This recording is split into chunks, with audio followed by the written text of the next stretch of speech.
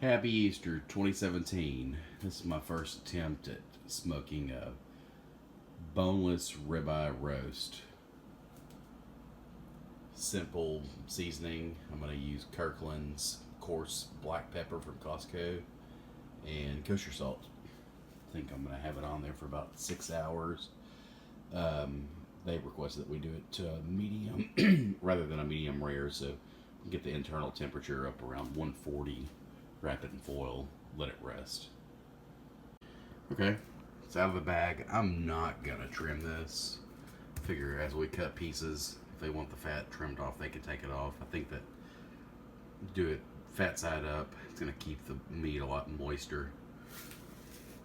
Got a liberal amount of kosher salt and pepper on it. Never done one of these, but I've done brisket before. It's always salt and pepper, cooked low and slow.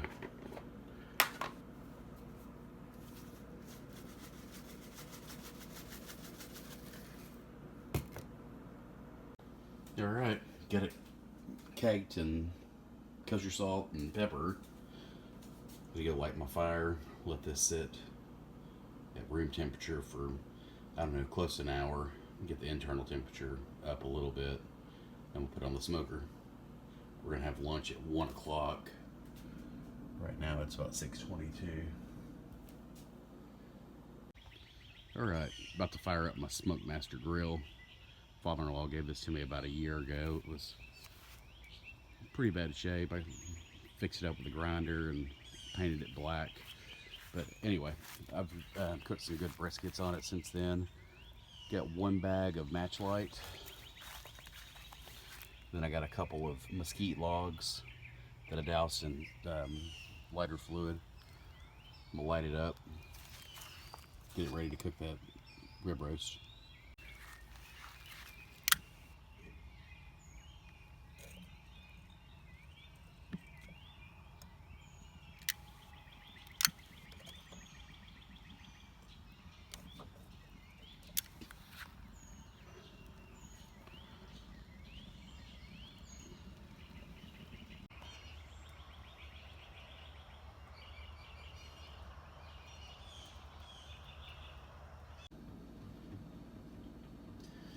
So we're gonna have this on the grill in less than 30 minutes.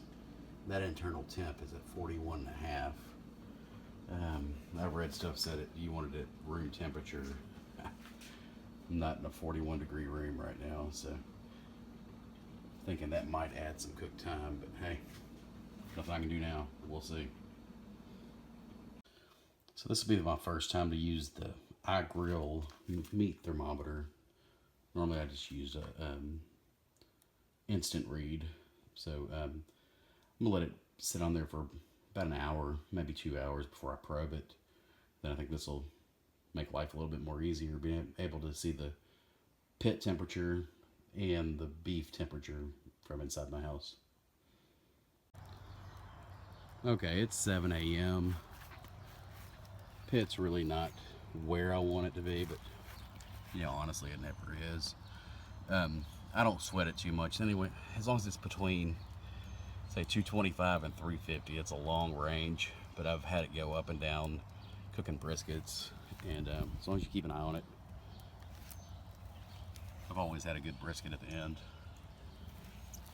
Keeping that door pried open, I've noticed when I shut the door, temperature shoots up to about 450, so keep it pried open until those logs start to smolder a little bit. But anyway, I'm gonna have to throw that on if we want to eat lunch at 1 o'clock. All right, it's on. Fat side up. I'm gonna rotate it every hour, hour and a half. Especially I'm gonna flip this side to this side, but I'm still gonna keep the fat side up the whole day. Keep an eye on this. I'll drop it as it goes down.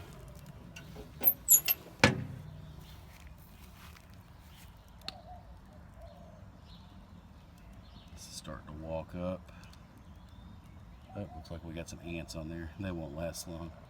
So this will walk up to about 300, 350. Be good to go. All right, so I got the iGrill thermometer out. I don't have the ambient temperature probe, so I'm going to try to use a meat probe to get an idea of the up and down temperature of the pit. Right now it's pretty far off, but it is climbing. I'm thinking even if it's 10, 20 degrees off, it'll give me an idea of when I need to come out and check it and get more wood on there. Also had a little bit of an injury. Got blisters there, got a grate mark there. When this was open, this was obviously heating up about 400 or 500 degrees. Grabbed it with my hand, it sizzled like a ribeye. So be careful. Odie. So look who decided to get out of bed. Figured out we're cooking steak. Odie, you want some ribeye? You want some ribeye? Okay, there's about a 75-degree difference between the ambient temperature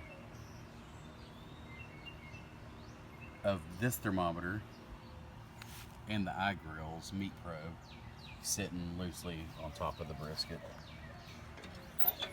Or my bad, on top of the rib roast. So it's pretty far off, but it will tell me that, hey, if this gets down to say 100, I need to come out and put some more wood on the fire.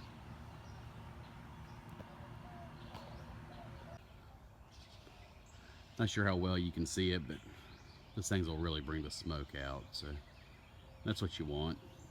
I'm gonna get that smoke flavor into the meat. Charcoal is real good for getting that heat started. It'll eventually die out, and I'll be relying on logs to keep the heat going.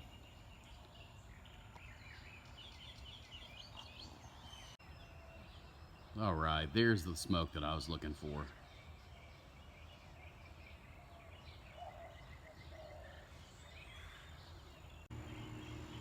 So I figured out that my hand quit hurting when I had something cold in it. Never too early for a IPA while you're smoking meat. Okay, we're 2 hours and 14 minutes into it. Just want to show you what the charcoal looks like. I just added another log.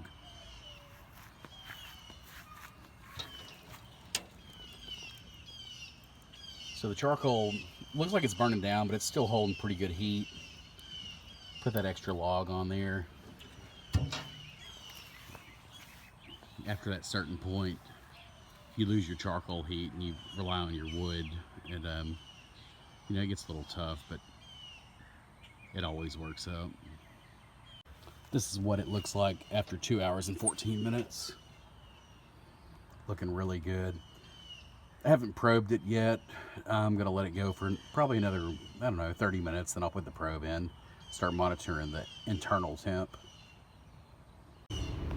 All right, now we're about 3.5 hours into this. As you can see, the smoke's really not kicking. Temp still looks good. It's below 300, above 250. This thing's still giving an inaccurate readout, but oh well. I'd say it's still 50 to 75 degrees off, but gives me an idea when the fire is too low. I'm gonna put these on the fire, get some smoke going, show you what the roast looks like. It's starting to look really good. That bark's starting to come together. Just FYI, I did take a little piece of that bark off, give it a taste test, and it tastes damn good.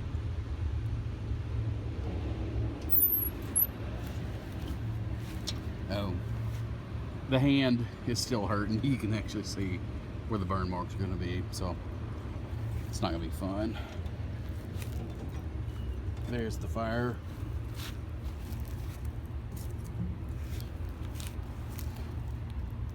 See if I can do that without burning my hand again. All right.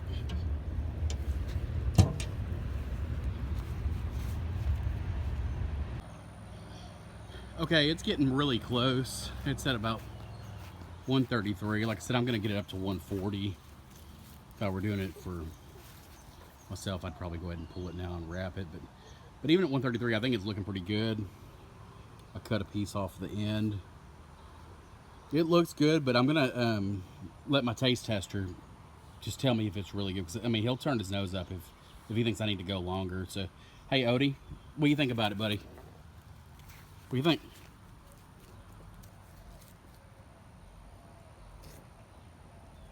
Oh, he's sniffing it. Maybe not. Up, little hot. Did you eat it? Oh, he's not sniffing it. He ate it in one bite. What do you think, O? Is it ready to pull? He's looking for more, so I'd say yeah. All right, so here we are.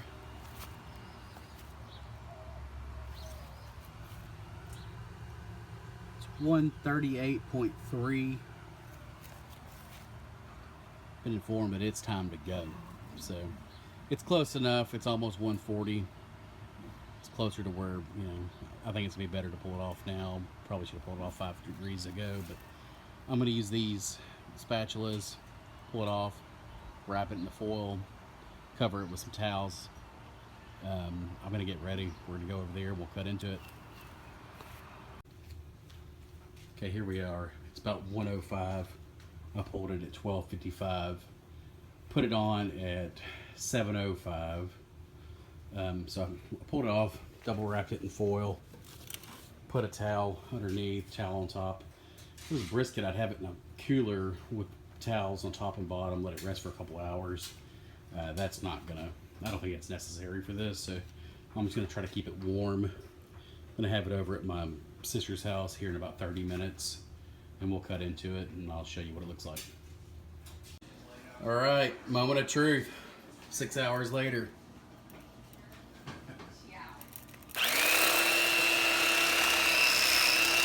Yep, and then